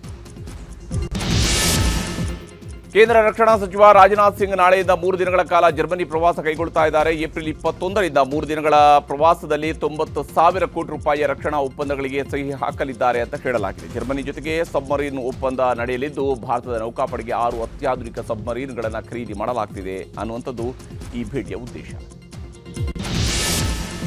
ಬೆಂಗಳೂರಿಗೆ ಪ್ರಧಾನಿ ಮೋದಿಯವರು ಭೇಟಿ ವೇಳೆ ಒಂದು ಫೋಟೋ ವೈರಲ್ ಆಗಿತ್ತು. ಅದು ಸಿಎಂ ಸಿದ್ದರಾಮಯ್ಯನವರ ಕಿವಿಯಲ್ಲಿ ಮೋದಿಯವರು ಗುಟ್ಟು ಹೇಳ್ತಾ ಇರುವಂತಹ ಚಿತ್ರ ಆಗಿತ್ತು. ಈ ಬಗ್ಗೆ ಭಾರಿ ಚರ್ಚೆ ಕೂಡ ನಡೆದಿತ್ತು. ಇದೀಗ ಸಿಎಂ ಪ್ರತಿಕ್ರಿಯೆಯನ್ನು ನೀಡಿದ್ದು, ಗುಟ್ಟಾಗಿ ಏನು ಮಾತಾಡಿಲ್ಲ, ಮಹಿಳಾ ಮೀಸಲಾತಿ ಬಗ್ಗೆ ಅಭಿಪ್ರಾಯ ಕೇಳಿದ್ರು, ನಾನು ಮಹಿಳಾ ಮೀಸಲಾತಿಯ ಪರ ಅಂತ ಹೇಳಿದೆ ಅಷ್ಟೇ ಅಂತ ಹೇಳಿದ್ದಾರೆ. ಸಿಎಂ ಸಿದ್ದರಾಮಯ್ಯ ನಾಳೆ ಚಾಮರಾಜನಗರ ಜಿಲ್ಲಾ ಪ್ರವಾಸ ಕೈಗೊಂಡಿದ್ದಾರೆ. ಗುಂಡ್ಲುಪೇಟೆಯಲ್ಲಿ 475 ಕೋಟಿ ರೂಪಾಯಿಗಳ ವೆಚ್ಚದಲ್ಲಿ 110 ಕೆರೆಗಳಿಗೆ ನೀರು ತುಂಬಿಸುವ ಯೋಜನೆಗೆ ಸಿಎಂ ಸಿದ್ದರಾಮಯ್ಯ ಶಂಕುಸ್ಥಾಪನೆ ನೆರವೇರಿಸಲಿದ್ದಾರೆ. ಆ ಬಳಿಕ ಆಕ್ಸಿಜನ್ ದುರಂತದಲ್ಲಿ ಸಂತ್ರಸ್ತರಿಗೆ ಸರ್ಕಾರಿ ಉದ್ಯೋಗ ನೇಮಕಾತಿ ಪತ್ರವನ್ನ ವಿತರಿಸಲಿದ್ದಾರೆ. ದಾವಣಗೆರೆ ದಂಗಲ್ ವಿಚಾರವಾಗಿ ಶಿಸ್ತು ಕ್ರಮ ಕಾಂಗ್ರೆಸ್ಗೆ ಮುಳುವಾಗುವುದನ್ನು ತಪ್ಪಿಸುವ ಪ್ರಯತ್ನ ನಡೆದಿದೆ. ಸಚಿವ ಜಮೀರ್ ಮೇಲೆ ಮುಸ್ಲಿಂ ಮುಖಂಡರು ಬೇಸರ ವ್ಯಕ್ತಪಡಿಸಿದ್ದು, ಜಮೀರ್ ಜೆಡಿಎಸ್ಗೆ ಹೋದರೆ ಕಾಂಗ್ರೆಸ್ಗೆ ಏನೂ ಆಗುವುದಿಲ್ಲ, ಇವರು ಹೋದರೆ ಇನ್ನೊಬ್ಬ ಲೀಡರ್ ಹುಟ್ಟುಕೊಳ್ತಾರೆ ಅಂತ ಅಲ್ಪಸಂಖ್ಯಾತ ಪದಾಧಿಕಾರಿಗಳು ಟಾಂಗ್ ಕೊಟ್ಟಿದ್ದಾರೆ. ದೆಹಲಿಯ ಲಿಕ್ಕರ್ ಪಾಲಿಸಿ ಕೇಸ್ನಲ್ಲಿ ಅರವಿಂದ್ ಕೇಜ್ರಿವಾಲ್ ಪಕ್ಷಪಾತಿ ಆರೋಪ ಮಾಡಿದ್ದರು. ವಿಚಾರಣೆ ವೇಳೆ ನ್ಯಾಯಮೂರ್ತಿ ಸ್ವರ್ಣಕಾಂತ್ ಶರ್ಮಾ ವಿಚಾರಣೆಯಿಂದ ಹಿಂದೆ ಸರಿಯಲು ನಿರಾಕರಿಸಿದ್ದಾರೆ. ಓರ್ವ ರಾಜಕಾರಣಿ ಗಡಿ ದಾಟಲು ಅವಕಾಶ ಕೊಡುವುದಿಲ್ಲ ಹಾಗೂ ನ್ಯಾಯಾಂಗದ ಸಾಮರ್ಥ್ಯ ನಿರ್ಣಯಿಸಲು ಸಾಧ್ಯವಿಲ್ಲ ಅಂತ ಹೇಳಿದ್ದಾರೆ. ರಾಜ್ಯ ರಾಜಕಾರಣದಲ್ಲಿ ಯಡಿಯೂರಪ್ಪ 50 ವರ್ಷ ಪೂರೈಸಿದ ಹಿನ್ನೆಲೆಯಲ್ಲಿ ಮೇ 9ರಂದು ಮಾಜಿ ಸಿಎಂ ಯಡಿಯೂರಪ್ಪ ಅಭಿಮಾನೋತ್ಸವ ನಡೆಸಲಾಗ್ತಾ ಇದೆ. ಚಿತ್ರದುರ್ಗದಲ್ಲಿ ಅಭಿಮಾನೋತ್ಸವಕ್ಕೆ ಹೈಕಮಾಂಡ್ ಗ್ರೀನ್ ಸಿಗ್ನಲ್ ನೀಡಿದೆ. ಕಾರ್ಯಕ್ರಮಕ್ಕೆ ಕೇಂದ್ರ ಗೃಹ ಸಚಿವ ಅಮಿತ್ ಶಾ ಕೂಡ ಆಗಮಿಸಲಿದ್ದಾರೆ. ಛತ್ತೀಸ್ಗಢದ ಜಶ್ಪುರ್ ಪ್ರದೇಶದಲ್ಲಿ ಪ್ರೈವೇಟ್ ಫ್ಲೈಟ್ ಅಪಘಾತಕ್ಕೆ ಈಡಾಗಿ 2 ಸಾವಿಗೀಡಾಗಿದ್ದಾರೆ. ಈ ದೃಶ್ಯ 30 ಅಡಿ ಎತ್ತರದಲ್ಲಿ ಹಾರಾಟ ನಡೆಸಿದ ಏರ್ ಆಂಬ್ಯುಲೆನ್ಸ್ ಪತನವಾಗಿದೆ ಅಂತ ಹೇಳಲಾಗಿತ್ತು. ಆದರೆ ಈ ದುರ್ಘಟನೆಯನ್ನು ಸಿವಿಲ್ ಏವಿಯೇಷನ್ ಸಚಿವಾಲಯ ನಿರಾಕರಿಸಿದೆ. ನಿನ್ನೆ ಮಧ್ಯಾಹ್ನ 2 ಗಂಟೆಗೆ ಹೈದರಾಬಾದ್ನಿಂದ ಹುಬ್ಬಳ್ಳಿಗೆ ಹೊರಟ ವಿಮಾನ ಸಂಜೆ 4:30ಕ್ಕೆ ಹುಬ್ಬಳ್ಳಿಯಲ್ಲಿ ಲ್ಯಾಂಡ್ ಆಗಬೇಕಾಗಿತ್ತು. ಆದರೆ ಹುಬ್ಬಳ್ಳಿ ವಿಮಾನ ನಿಲ್ದಾಣಕ್ಕೆ ಬರ್ತಾ ಇದ್ದಂತೆ ಬಿರುಗಾಳಿ ಜೋರಾಗಿತ್ತು. ವಿಮಾನ ಲ್ಯಾಂಡಿಂಗ್ ಮಾಡೋದಕ್ಕೆ ಸಾಧ್ಯ ಆಗಿರಲಿಲ್ಲ. 3 ಗಂಟೆ ಆಗಸದಲ್ಲಿ ಸುತ್ತು ಹಾಕಿದರೂ ಸಾಧ್ಯವಾಗಿಲ್ಲ. ಕೊನೆಗೆ ವಿಮಾನವನ್ನು ಬೆಂಗಳೂರಿಗೆ ತಂದು ಇಳಿಸಲಾಗಿತ್ತು. ಜಮ್ಮು ಕಾಶ್ಮೀರದ ಉಧಂಪುರದಲ್ಲಿ ಭೀಕರ ಬಸ್ ಅಪಘಾತ ನಡೆದಿದೆ. ಉಧಂಪುರದ ಕನೋಟ್ನಲ್ಲಿ ಬಸ್ ಪಲ್ಟಿಯಾಗಿ ಬರೋಬ್ಬರಿ 21 ಮಂದಿ ಸಾವಿಗೀಡಾಗಿದ್ದಾರೆ. 37 ಜನರು ಗಾಯಗೊಂಡಿದ್ದಾರೆ. ಸ್ಥಳಕ್ಕೆ ಭೇಟಿ ನೀಡಿರುವ ಪೊಲೀಸರು ಗಾಯಾಳುಗಳನ್ನು ರಕ್ಷಿಸಿ ಸ್ಥಳೀಯ ಆಸ್ಪತ್ರೆಗೆ ದಾಖಲಿಸಿದ್ದಾರೆ. ಪ್ರಯಾಗ್ರಾಜ್ ಕುಂಭಮೇಳದಲ್ಲಿ ಭಾರಿ ವೈರಲ್ ಆಗಿದ್ದ ಯುವತಿ ಮೊನಾಲಿಸಾ ಉತ್ತರ ಪ್ರದೇಶದ ಮುಸ್ಲಿಂ ಯುವಕನನ್ನ ಮದುವೆಯಾಗಿದ್ರು. ಇದೀಗ ಮೊನಾಲಿಸಾ ತಂದೆ ಲವ್ ಜಿಹಾದ್ಗೆ ನನ್ನ ಮಗಳು ಬಲಿಯಾಗಿದ್ದಾಳೆ ಎಂದು ಆರೋಪ ಮಾಡಿದ್ದಾರೆ. ಮಧ್ಯಪ್ರದೇಶದ ಪೊಲೀಸರು ತನಿಖೆಗಾಗಿ ಕೇರಳಕ್ಕೆ ಆಗಮಿಸ್ತಾ ಇದ್ದಾರೆ.